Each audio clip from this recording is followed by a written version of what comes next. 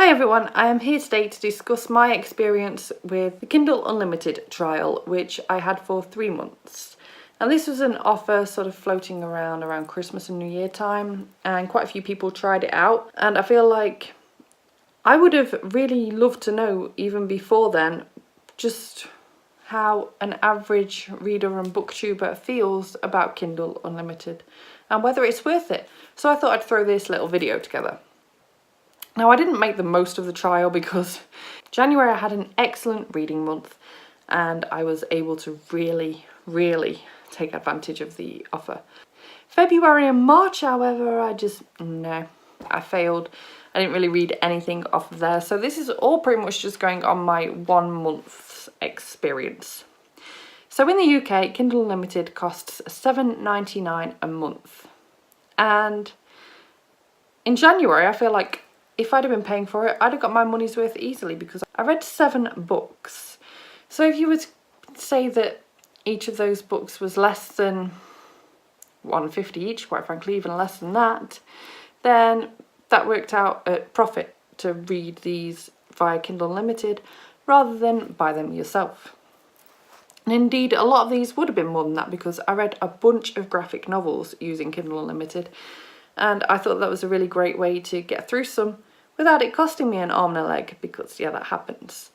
Though this only works if there are books on there that you actually want to read. So Kindle Unlimited has got a vast library. Vast. But a lot of it is stuff you are not going to have heard of. Now don't get me wrong, there's some stuff on there that you will have heard of. A lot of that stuff is stuff that you probably already own there. Like, for example, Harry Potter's on there. Almost everyone owns several copies of a lot of the Harry Potter books. Then there's the Hunger Games on there. Again, I already own that on Kindle, so I didn't need to read that. So this led to me going down the graphic novel route, as I said. So I managed to read Lumberjanes Volume 1.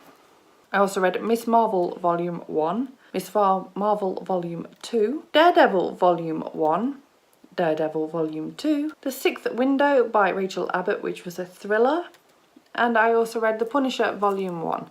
So all of those, except for The Sixth Window, were graphic novels, and graphic novels can be expensive even on Kindle. You're looking at £3-4 at the minimum.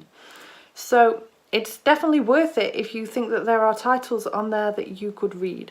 I don't think that anyone, even the most obsessive of readers, probably needs Kindle Unlimited on a month-by-month basis. But I could totally understand people getting it for a month here or a month there, and that's probably how I personally would recommend using it, and if I didn't have a backload of books myself, would also be the route that I personally would take.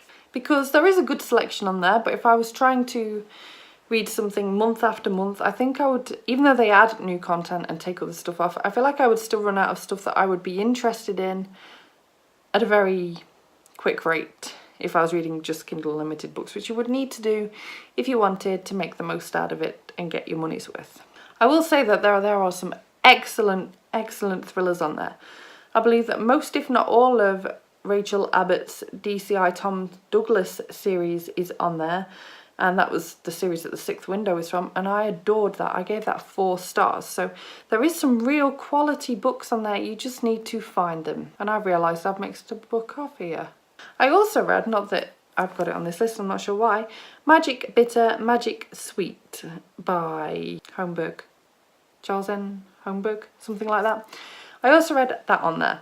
And so that was also a really nice read, and quite frankly, there are some really amazing books on there. And I think if you want to get your money's worth at Kindle Unlimited, you will just have to follow blogs, maybe some booktube channels, and keep an eye out for recommendations of books that are on Kindle Unlimited that you could read each month. And so I think that for the most part, I would not recommend getting Kindle Unlimited all year round. For the most part, unless you are someone who really doesn't care what they are reading and just want to read some free stuff, you can't be bothered to be worried about buying reading most recent releases or that kind of thing, then you might actually be okay all year round. But the rest, I would recommend just doing a month here, a month there, as it suits you. That's my overall thought. But I was really thankful for the free trial. I really enjoyed what I was able to access during that free trial. And it's definitely made me think that at some point in the future I might pay for a month and just see what I can read that month and then cancel. And then do that maybe once or twice a year once I've got more caught up on my own books. That is my thoughts and feelings. If you have tried Kindle Unlimited, if you have Kindle Unlimited and you have anything extra to say, then please do drop me a comment down below. I would love to know what your experiences are, especially if you pay for it monthly. But thank you so much for watching this video. If you liked it, please give it a thumbs up.